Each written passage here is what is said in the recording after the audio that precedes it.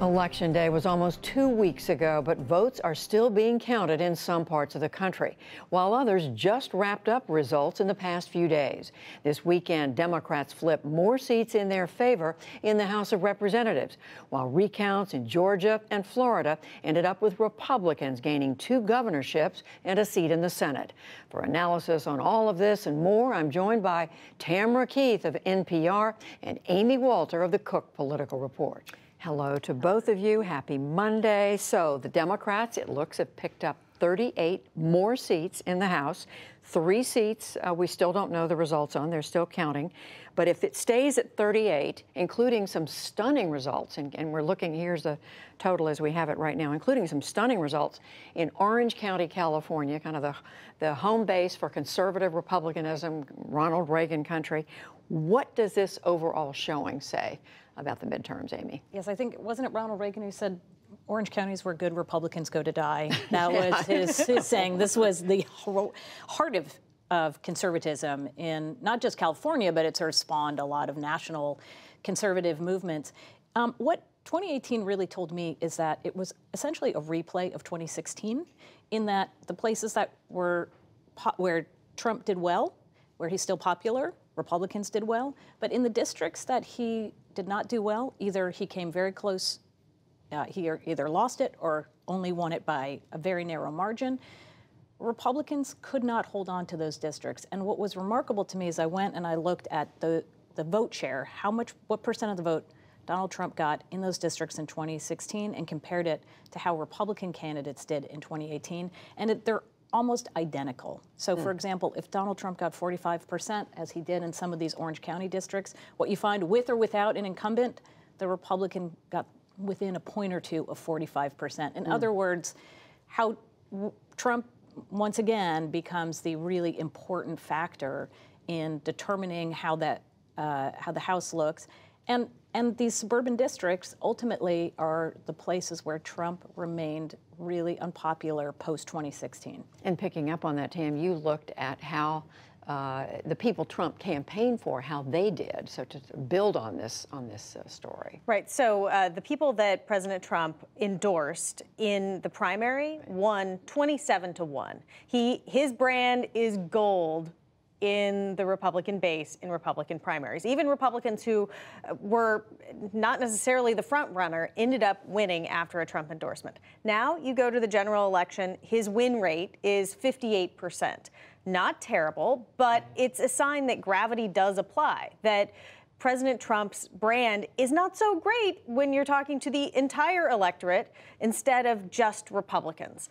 And so that, you know, one thing that also stands out, though, as we get these results from Florida and Georgia, is that final campaign swing he did, the states that he went to in that final week, those people generally won. In Missouri, Josh Hawley won in the Senate, Indiana, and then Florida and Georgia.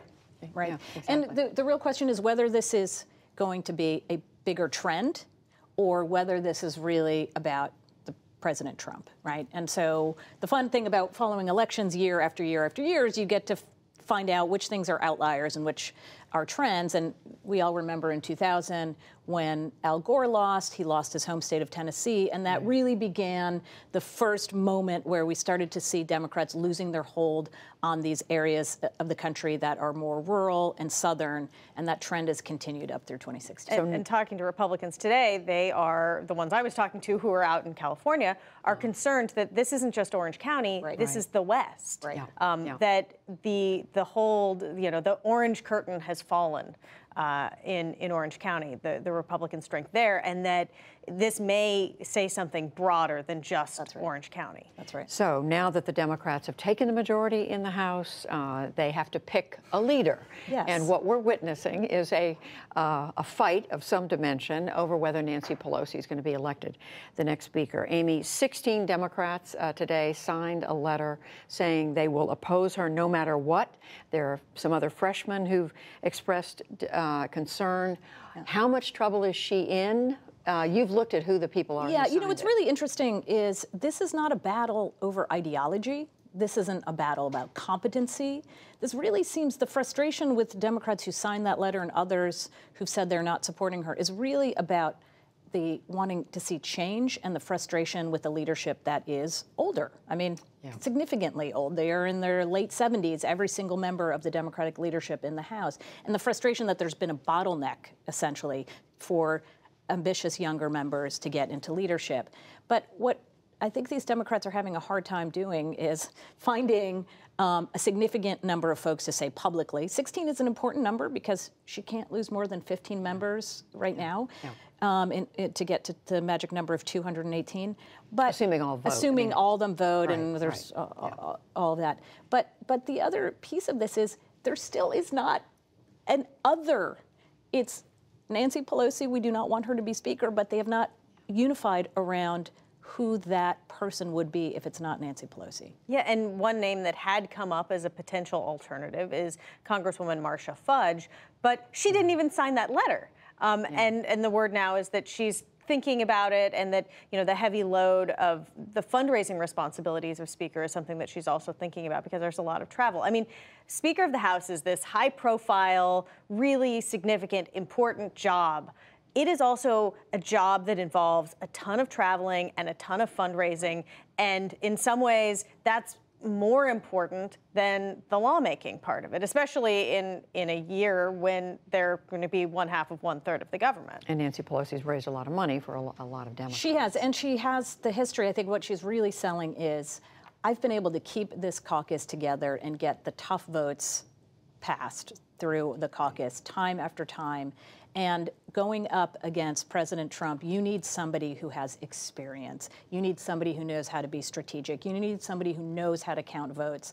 And that is something I think that is going to be very difficult for someone not named Pelosi, especially one of these younger members who hasn't been around a long time, to say that they will be able to do that. And some interesting questions about what it means for some of these freshmen, newly elected Democrats, real challenge. And voting for or against her, and how that affects what they do if they're in a tough district. That's right. In 2020.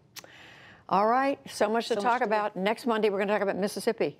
That's right. Yes. And the Speaker vote is after Thanksgiving as well, so That's right. we And can we'll still be talk talking about that. Tamara Keith, Amy Walter, thank you. You're welcome. Welcome.